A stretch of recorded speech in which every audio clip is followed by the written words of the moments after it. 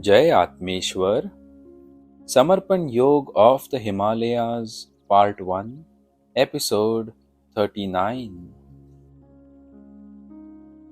He seemed to be telling me that once one learns to experience the consciousness of Paramatma at one place, one can experience him anywhere in the universe. But this process, which appears to be very simple, is actually very difficult.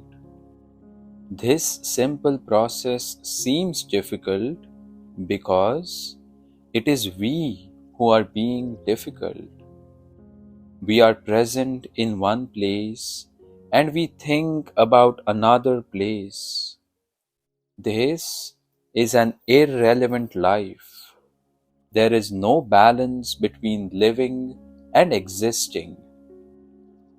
Meditation will automatically take place when there is a balance between the body and the mind, and if we can stay physically where our mind is present. Meditation is not something to be accomplished. It happens on its own. Meditation is a natural process, but for that, it is necessary for us to be natural ourselves. As we become more and more natural, the energy of nature begins to flow through us and our identity becomes void. Then we become mediums of the energies of nature and we do not perform deeds, but they happen automatically. Meditation is the link between performing a deed and the deed happening on its own. Meditation too cannot be undertaken and it just happens. It was so peaceful in the jungle that one could hear the rhythmic sound of silence. Silence also has its own sound. The sound could be heard even more clearly at night. Here in the jungle, there were a lot of fireflies which were shining in the dark.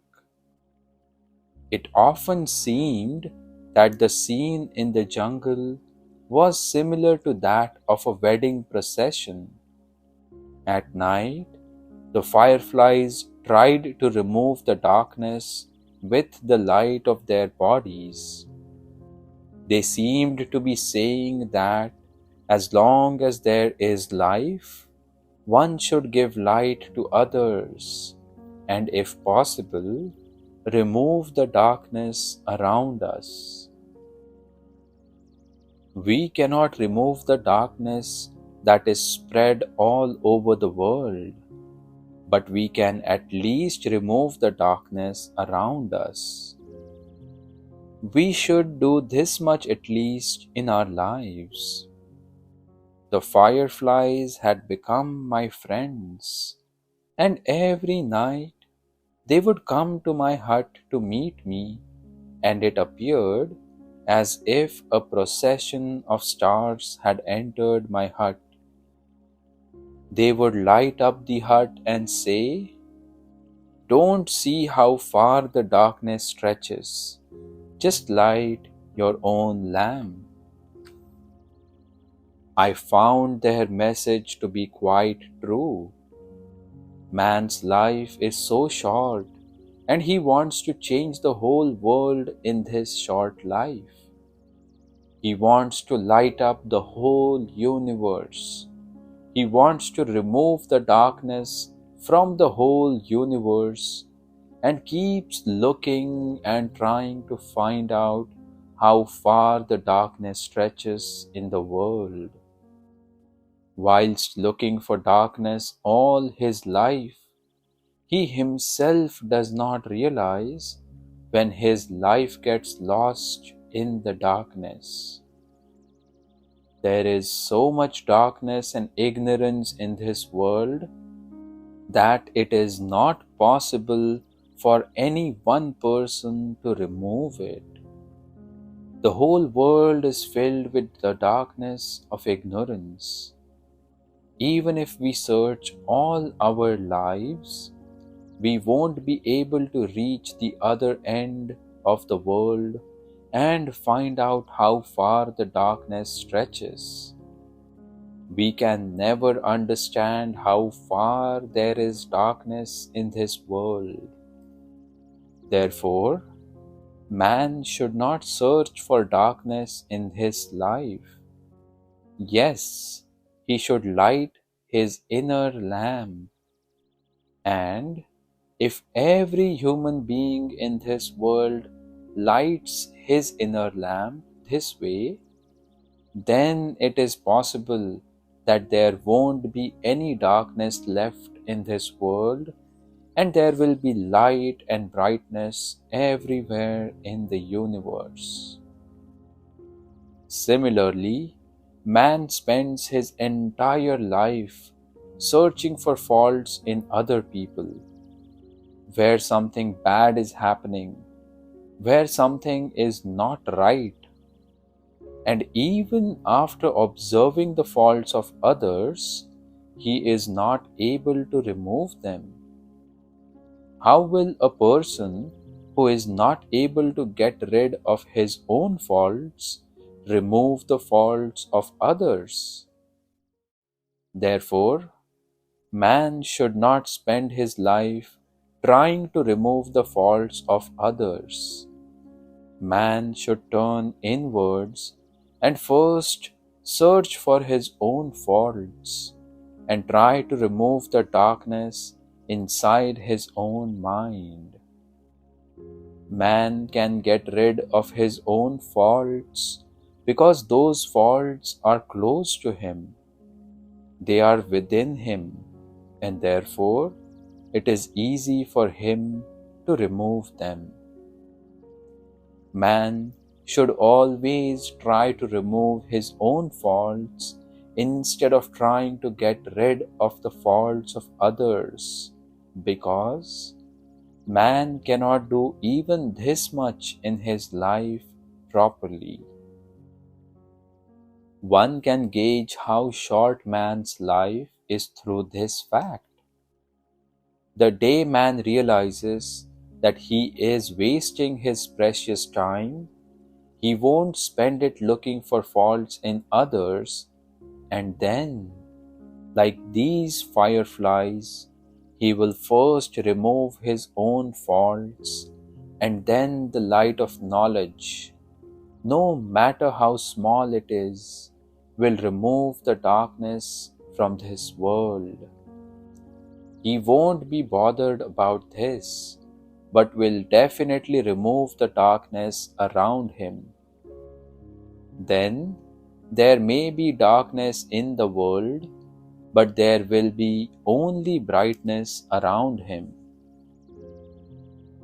In order to light his inner lamp, man first of all requires a peaceful atmosphere so that he can look within himself and make his soul aware and understand its importance. Then he can move closer to his soul. As he studies this process, he will have a deeper contact with his soul, and as the closeness with his soul grows, man will realize the brightness of his soul. Then he will start getting universal knowledge from within himself. I suddenly felt that the Sadguru's presence is lit up in every atom and every particle, and its effects can be felt in every atom and every particle. Today, Gurudev explained a great mystery of the world to me through the medium of a firefly. Actually, my Gurudev is very compassionate. He keeps passing his messages through different mediums. He does not bother about how much I am able to acquire or cannot acquire, but continues with his task of giving as if his life's work is only to give light, and this is the only purpose of his life now. He had obtained everything in his life, and now there was nothing left to be acquired. That is why he was happily distributing whatever he had received in his life. I was thinking in this way, and I did not realize when night fell. I did not realize that my eyes had closed and I went to sleep. I did not even know how long I was awake that night. The next morning, there was a lot of noise made by several birds, and I looked outside to find out why they were making so much noise. I saw that Gurudev had come out of meditation and was sitting quietly under a tree on the opposite side, and all the birds had gathered around him. The birds seemed to be talking to him, and it was a highly captivating scene. I tried to understand what they were saying. They seemed to be asking him about something. When I came out and touched Gurudev's feet, he said, "All these birds are trying to learn about liberation from me, and I am explaining to them that this is not the right time for them to receive this knowledge. What will they do with this knowledge in their present form as birds? They still have to undertake a long journey until they reach the human form. Then they will have to undertake another long journey in the human form. But these birds are not ready to accept it." Then Gurudev again started trying to explain it to the birds. "Oh, my dears, the soul is separated from Paramatma as a result of its curiosity and as a result of moving outwards. And then the soul travels through thousands of forms like viruses, insects, birds, and animals. The soul wishes to move towards Paramatma in every birth and wishes to separate itself from this cycle of life and death. The soul is a portion of Paramatma who moves the wheel of life and death. Paramatma moves this wheel, but he is not a part of the cycle. Paramatma is apart from this natural cycle of life. Thus, the soul finds itself caught up by mistake in this wheel of life and unwillingly connects with his life. It continues to live, and his desire for life becomes the purpose of its life, and it keeps taking births again and again in different forms. It cannot leave this cycle of life despite being unwilling, but it can only find the path to leave this cycle in the human form.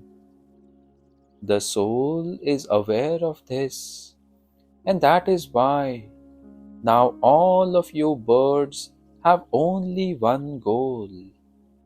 Somehow, you need to reach the human form so that in future you will find the path to liberation. But you are not aware that even after reaching the human form, you will not immediately reach liberation. You will have to take birth again and again in the human form. Thus, the soul once again finds itself caught in the human form. It goes through several different forms so that it may finally acquire the human form. But you are not aware that the human form is also a cycle. The soul gets caught up in the wheel of that form. The soul evolves in the human form in a slow but systemic manner because the soul reaches the human form together with a lot of intelligence. And once the intellect is present, thoughts begin to arrive. Then the soul slowly develops in the human form. The soul takes birth for the first time in a human form in the house of a poor person and wishes in that birth that it should at least get 2 square meals every day. In its second birth, its purpose is once again to get proper meals. It has different desires in the next birth. Then, it takes birth in a lower middle class house. Its next birth is in some rich family, but it is not satisfied despite being rich and takes birth in a very rich person's house. In this way, the soul takes 7 births in the human form. And when the soul is not happy, even after taking birth in a very rich person's house, it realizes that all this wealth and material joys are not everlasting. Then the soul takes birth in search of eternal happiness and achieves self-realization.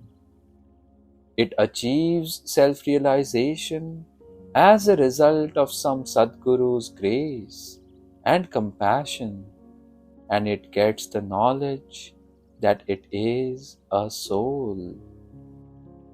As it gets this knowledge and it starts awakening, it begins to separate from the external material world. Then it gets joy only in obtaining inner knowledge. It starts meditating and attains a state of liberation in its lifetime. Then, in this state of liberation which it has achieved in its lifetime, the soul attains a total spiritual death. And as a result of achieving a total spiritual death, it attains liberation. The purpose of man's life is to achieve a total spiritual death, because spiritual death is the end of life in the human form. Spiritual death is the total death of the human life. This means that now there is nothing left to be experienced. Jai Atmeshwar. We will conclude today's book reading session over here. Thank you for listening.